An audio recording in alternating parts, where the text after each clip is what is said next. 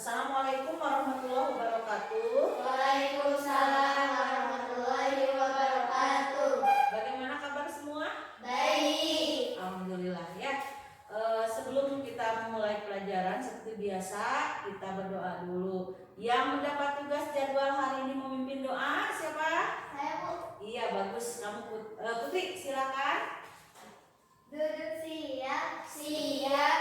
Sebelum belajar mari kita berdoa. Berdoa dimulai. Bismillahirrahmanirrahim. Rabbi zidni ilma warzuqni fahma waj'alni minas sholihin. Artinya, ya Allah, tambahkanlah aku ilmu dan berilah aku karunia untuk dapat memahaminya, dan jadikanlah aku termasuk golongan orang-orang soleh. Bersalam. Assalamualaikum warahmatullahi wabarakatuh. Waalaikumsalam warahmatullahi wabarakatuh.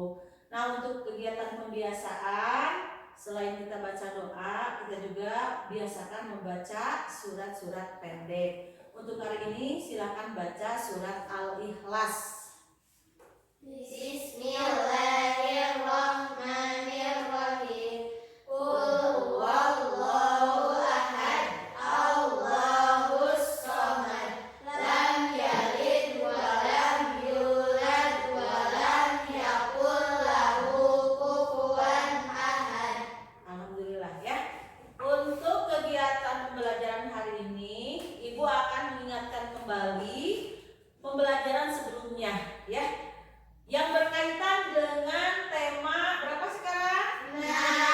Ya, tema 6 yaitu Menuju masyarakat sejahtera. subtema 2 kaitan dengan Membangun masyarakat sejahtera. bagus ya. Kemarin kalian telah mengenal mengenai hak ya. Mungkin di kelas sebelumnya juga kalian telah mempelajari apa itu hak dan kewajiban ya. Kalau hak itu apa? Masih ingat siapa? Iya, hak adalah menurut kalian aja hak itu apa? Hak naon gitu ya. Hak itu yang bagaimana? Apakah yang harus kita terima atau yang harus kita lakukan? Yang harus kita terima. Iya, yang harus kita terima. Masa lupa? Kemarin kan kalian telah mempelajari berbagai jenis hak sebagai warga negara. Tapi antara hak dan kewajiban itu harus bagaimana? Apakah harus berat sebelah? Harus seimbang? Atau harus besar mana? Ya, seimbang. Kita sepakat ya, antara hak dan kewajiban harus seimbang. Tapi ada yang lebih baik. Harus apa dulu yang harus kita lakukan? Apakah hak dulu atau kewajiban dulu? Kewajiban. Nah, Ibu ucapkan ini bagus sekali ya, kalian anak-anak hebat bisa menentukan mana yang harus diutamakan. Jadi yang harus diutamakan adalah kewajiban. Tapi sebelum ke kewajiban kita pelajari dulu hak ya. Nah, di pembelajaran hari ini diharapkan kalian ya setelah belajar di sini menjelaskan atau menemukan apa manfaat pemenuhan hak sebagai warga negara. Pasti ada manfaatnya ya. Nah, untuk bisa kalian mengemukakan apa pendapat kalian tentang pemenuhan hak, coba mungkin di antara kalian ada yang masih ingat tentang jenis-jenis hak warga negara. Sebagai contoh, Ibu telah menuliskan di papan tulis. Misalnya ini ya, yang pertama, hak warga negara itu adalah hak mendapatkan perlindungan hukum. Nah, pendapat di sini, seandainya hak mendapatkan perlindungan hukum diterima, maka manfaatnya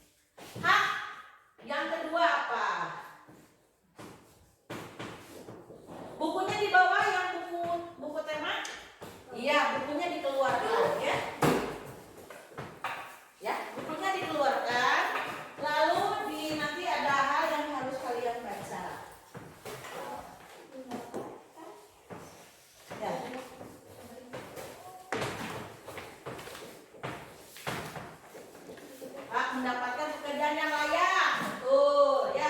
Sekarang hak yang lain ya, bagus. Olis mau menuliskan ya, hak warga negara yang ketiga.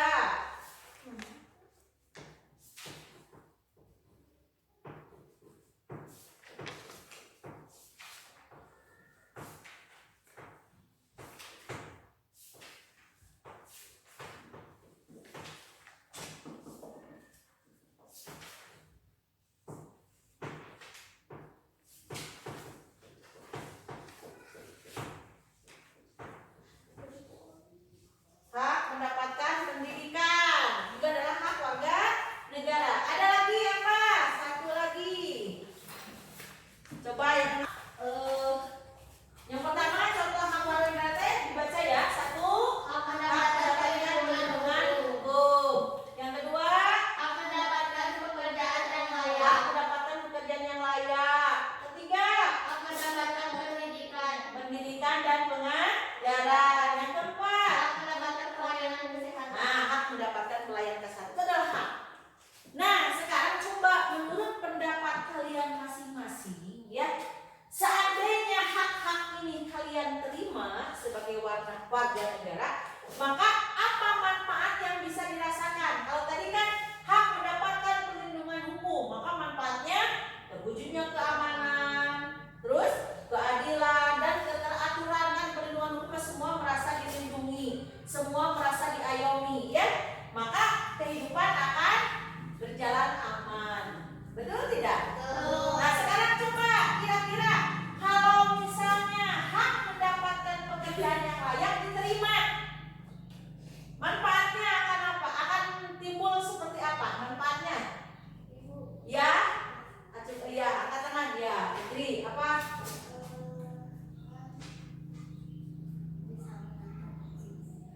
Bisa mendapatkan uang atau mendapatkan upah ya. Namun harus mendapatkan uang, kalau ditulis ya Putri di papan tulis. Satu, mendapatkan naon teh upah ya.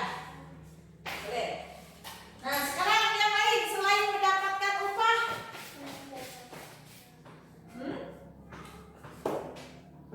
bisa naon, namun bisa mendapatkan penghidupan yang layak. Oh, bisa menjadi sukses ya. Bisa menjadi sukses. Ya, bisa menjadi sukses. Nah, menjadi sukses. Nah, kalau mendapatkan kehidupan yang layak. Sekarang kalau misalnya ini baru pendapat ya, kalau misalnya kalian mendapatkan hak dalam bidang pendidikan dan pengajaran, manfaatnya yang lain dulu, jangan ikutin dulu. Coba yang lain, manfaatnya kamu malah kurang mendapatkan pendidikan ya, polis ya, bagus sekali ya. So, semua belajar mengemukakan pendapat. Kan tadi saya ibu berikan kepada kalian hak yang sama ya.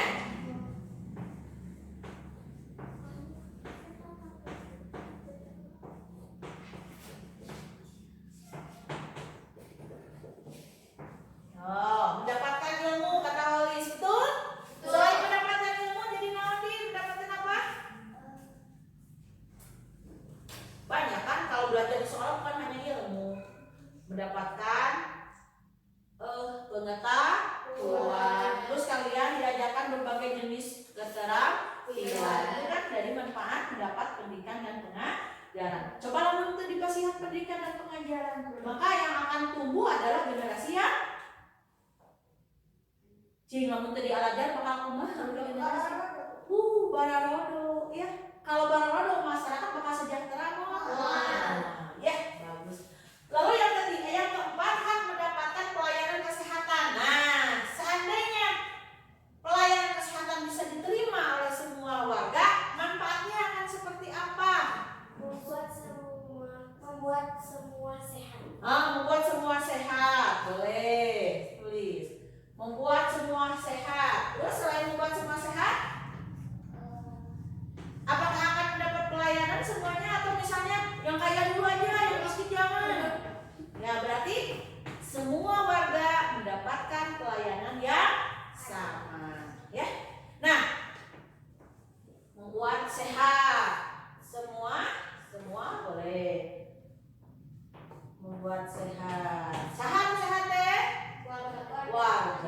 bagus sekali ya.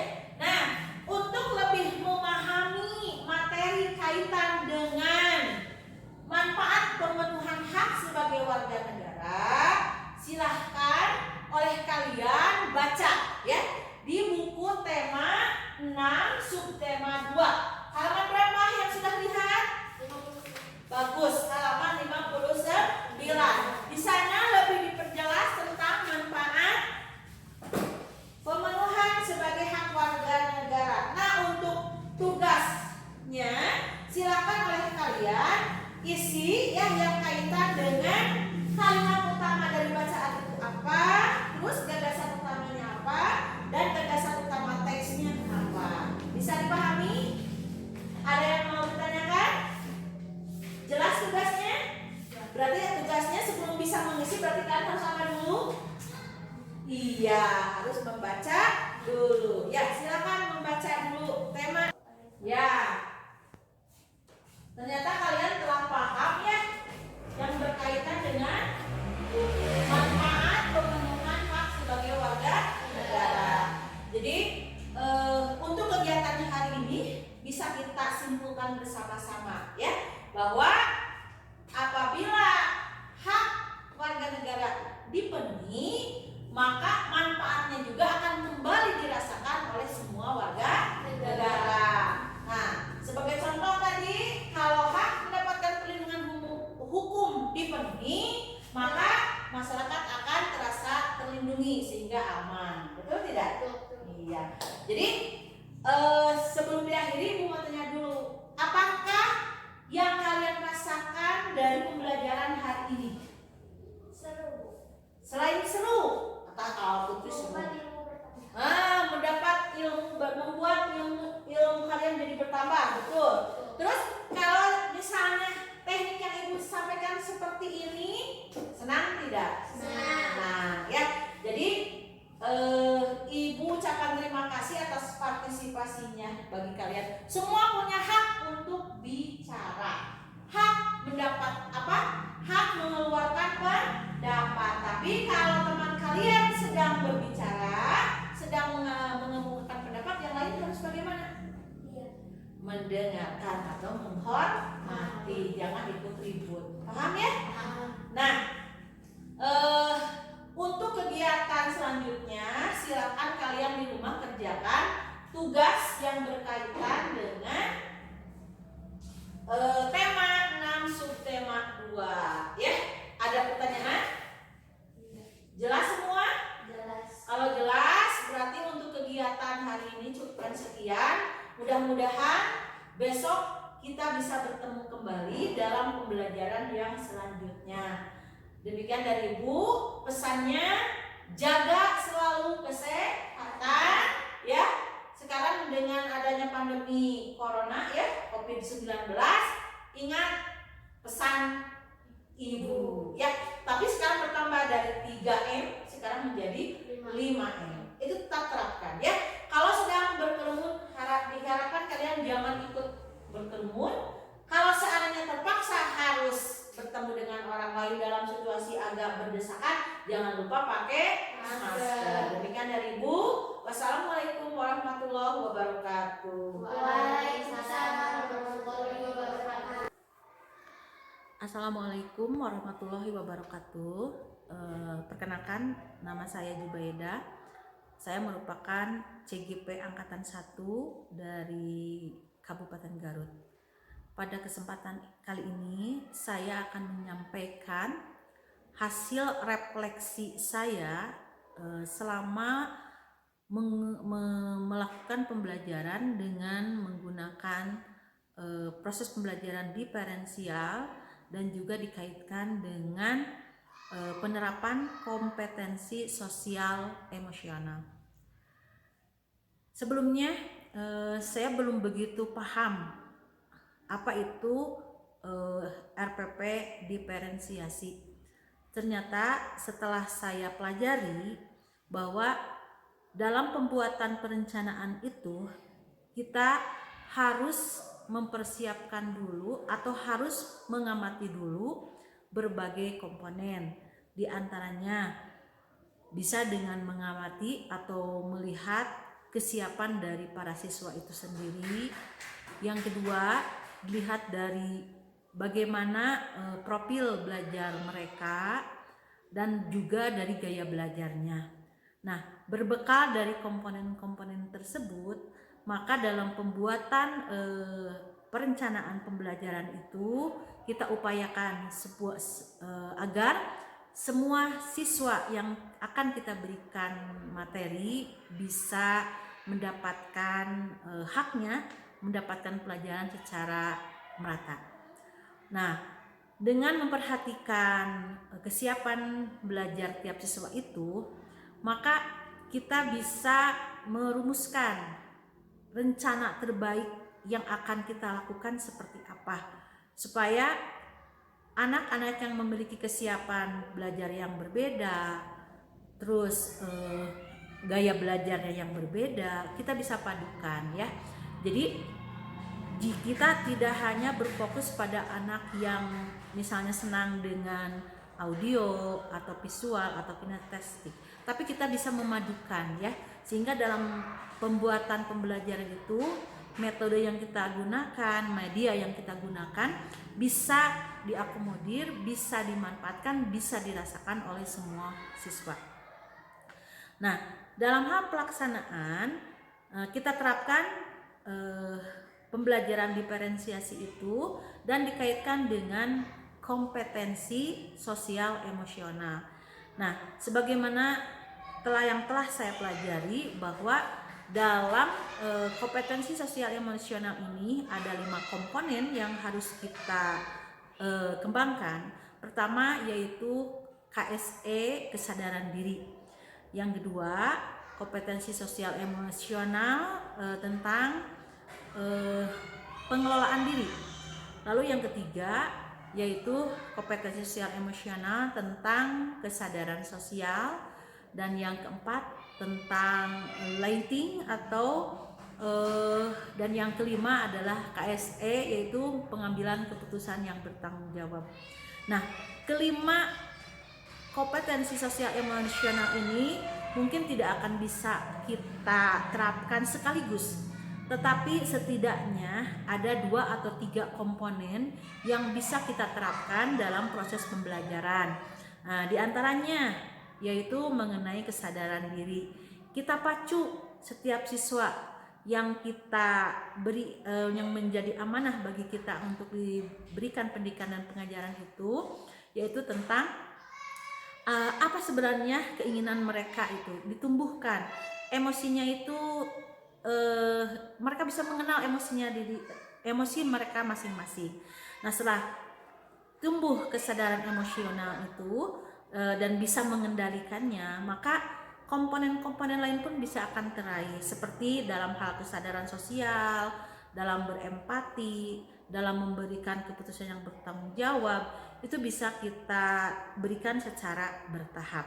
Nah, dengan penerapan ini diharapkan prinsip merdeka belajar bisa kita capai, juga profil pelajar Pancasila pun setidaknya kita bisa usahakan ya, yaitu diantaranya siswa yang memiliki sikap mandiri, kreatif, inovatif ya, memiliki wawasan global. Nah, mungkin itu yang bisa saya sampaikan, mudah-mudahan bermanfaat. Wassalamualaikum.